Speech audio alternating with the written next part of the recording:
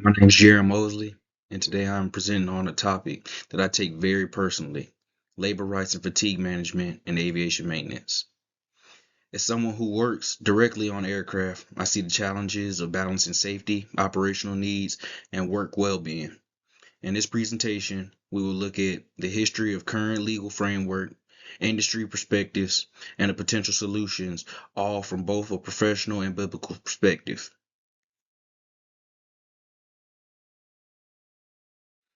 Fatigue in aviation is not just a feeling of tired. It slows our reaction time, impacts memory, and clouds judgment.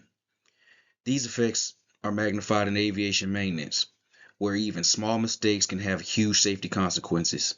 After COVID-19, staffing shortages made these problems worse, and mechanics found themselves stretched thin. Central challenge in balancing three competing priorities: safety, work rights, and keeping operations running smoothly.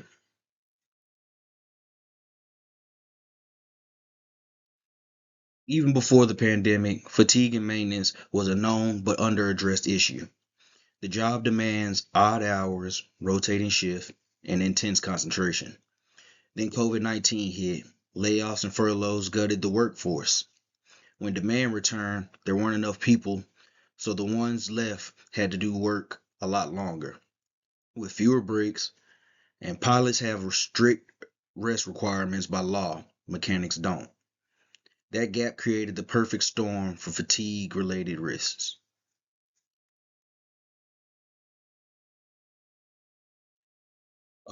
So let's talk about how COVID-19 made fatigue worse. Airlines cut thousands of jobs when travel stopped. When passengers returned, the same work had to be done with fewer hands. Mechanics were pulling marathon shifts, sometimes 12 plus hours, just to keep aircrafts moving. The pressure was on, efficiency was prioritized over rest, and in many cases, there were no legal safeguards to protect workers from burnout.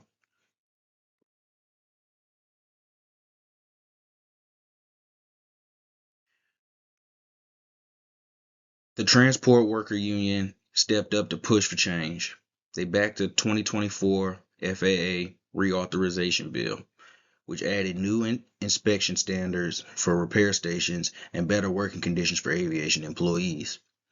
Their message was clear: fatigue is not a personal weakness, it is a safety hazard. If mechanics are exhausted, if mechanics are exhausted, mistakes happen. And in our field, one mistake can put hundreds of lives at risk.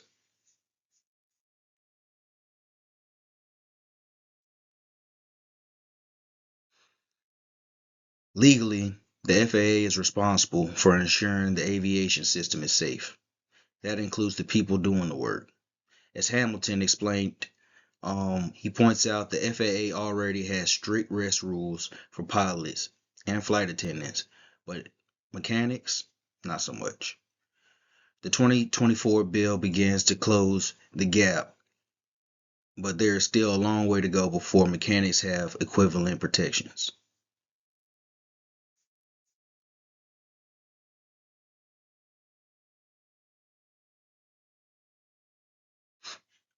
On the other side of the table, airlines and some industry leaders worry that stricter fatigue rules will cause delays, cancellation, and making staffing shortages worse.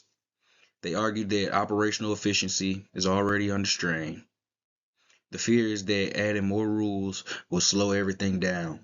This is the core tension. How do we protect safety without grounding the industry?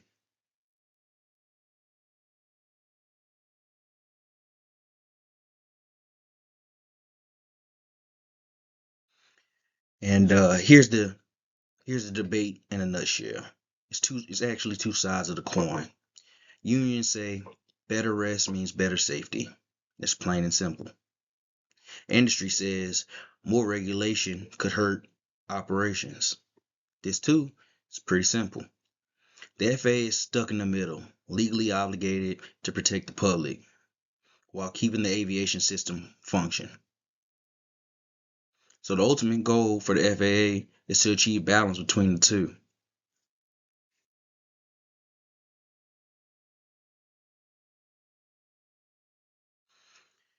And there are a number of possible solutions to this problem. I've listed a few here in my PowerPoint presentation. Here are some of the possible solutions. Fatigue risk management systems can track hours, sleep, workload, spot risks for before an accident actually happens. Anonymous reporting channels can let workers speak up without the fear of punishment, losing their job, being terminated, suspensions, or anything along those lines. And smarter scheduling can help balance productivity with human limits. These are practical and measurable steps.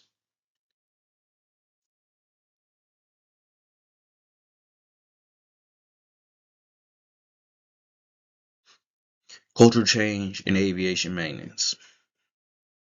Policies, they're one thing, culture is another. In maintenance, there's a stigma about admitting you are tired. You risk being seen as lazy or uncommitted, and lots of people do not want you to be on their team or to work with them trying to complete certain projects by particular deadlines. That mindset has to go. Management should protect workers who speak up, not punish them. The shift needs to be from reacting after a mistake to more preventing fatigue in the first place. If we know what's going on and we can pay attention to our employees and our workers, knowing when they're looking tired, exhausted, or overworked, we can do more to benefit both the team, the company, and as well as the worker itself.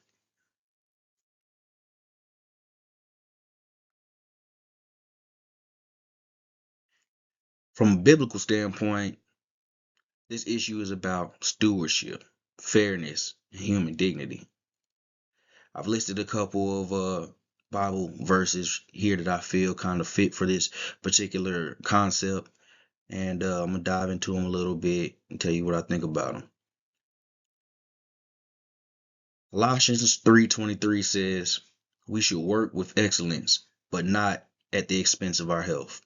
It's always best to put your best foot forward, but if it's gonna hinder either your health or the health of the others or well-being of others because you're unfocused, you're exhausted, and you're not gonna be able to do the work at the best of your ability, it's best just not to do it. Exodus 20:10 reminds us that rest is for everyone, including workers. Everyone should take some time off. Everybody should get the opportunity to reset, rebuild, to try to make sure that they're always doing the best that they can do and not skipping any steps or trying to speed through processes to try to get it over quicker. Proverbs 11:1 warns us against dishonest scales and ignoring fatigue in the name of profit is an imbalance that endangers everyone. By ignoring fatigue, you're putting the team, the company, pilots, passengers, and all aircraft attendants at risk. Anybody can get hurt, and that doesn't even include the people on the ground when we have accidents or things don't go right from a maintenance perspective.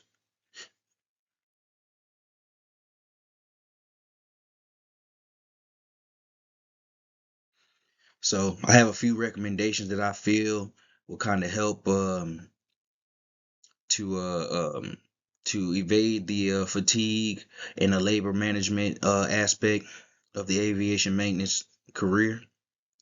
My recommendation number one: implement fatigue risk management systems across all maintenance departments. It should be something that everybody's kind of paying attention to, and we should have some sort of steps or procedures that are taken that we can do to recognize these type of attributes so we can do something about them to prevent them before some type of accident or anything happens. Number two, allow for anonymous fatigue reporting. If it's coming from you or if it's coming from a team member, they should feel safe enough to report it, let people know when somebody seems like they're not being attentive to their work, or that they seem like they may be a little tired, or they're not working as diligently as possible. without the fear of punishment, the fear of termination, the fear of a suspension, the fear of a money loss. Um, we should pay attention to these things. People should be allowed to come to management, have conversations face to face, if not if even in a written email or even a note box, just something that we can do to have conversation or to get the problem recognized so we can do something about it to prevent any type of discrepancies. Number three, train supervisors to spot fatigue and act on it. It shouldn't just be on the team members. It shouldn't just be on the particular member to announce when they notice or recognize fatigue. As a management or supervisor, you should be paying attention to your employees, hoping that they are getting the work done. But you should also be able to notice their habits. You should be able to notice when they're not feeling at their best or when something seems off about them. This is an important field that we work in, and we have to take that into consideration when we're dealing with aircrafts, because as much help as they bring us in the world, there's a lot of harm that they can do too if they're not operated or maintenance on appropriately. Number four, we should foster a union management collaboration.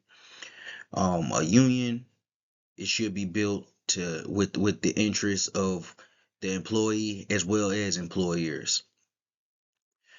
Management has to come together with the union. They shouldn't. A lot of companies, don't want you to talk to the union. They don't want you to speak about a union. There's some type of punishment that you may see for bringing up the concept of a union. And from my perspective, I feel like a union and management should kind of collaborate together to kind of figure out what's the best way to handle particular situations. That way, both the company and the employee can succeed in a safe manner. Number five, provide ongoing education about fatigue. We'll never know everything. We'll never have enough education. We'll never ever be able to know too much. So we should always take time to sit down and notice other things. Everybody doesn't display fatigue in the same way. And we have to take that into consideration. We have to have conversations with people. We have to have courses and classes, training courses that kind of keep us aware of these particular situations, that let us know when somebody seems like they may be experiencing a little lack of energy or tiredness or withdrawal from their work, even if they start finding themselves with tunnel vision and not paying attention to other things that are going on around them. It's very important that we know how to recognize these things and recognize that we still have so much more to learn aside from just saying your eyes look low, you look tired, you're not talking as much as usual. So education is extremely important. These are not just safety measures, they are investments in the people who keep aviation running. And we got to take that into consideration as well. It's not just an investment on your company, but it's as important that we want the right people to do the right job with the best of their abilities and in the best conditions that they can do that.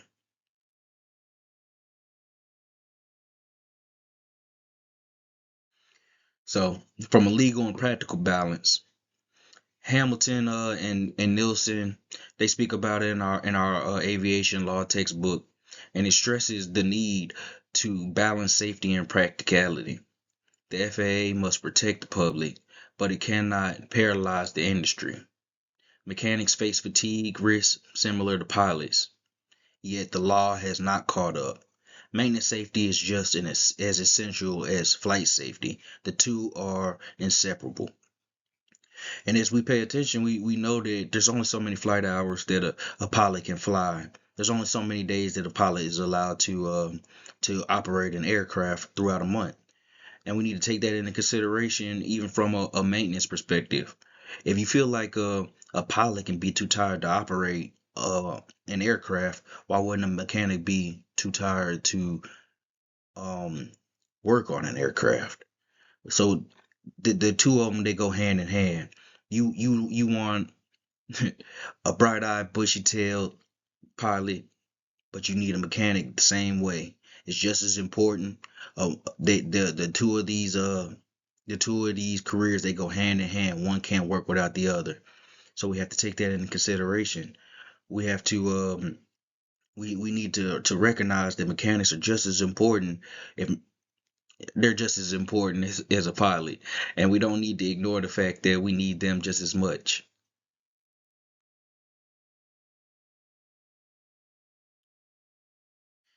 All right, so in my conclusion, fatigue is not a minor inconvenience. It is a major safety threat. The 2024 FAA bill is a step in the right direction, but it is just the start. We need cooperation between management and labor, stronger protections, and a shift in workplace culture. Rested workers make safe decisions, and in aviation, that can be the difference between a safe flight and a disaster.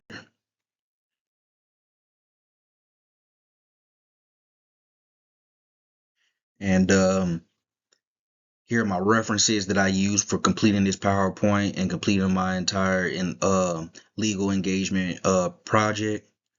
Um, I used the Global Aerospace FM4 Safety News 2025.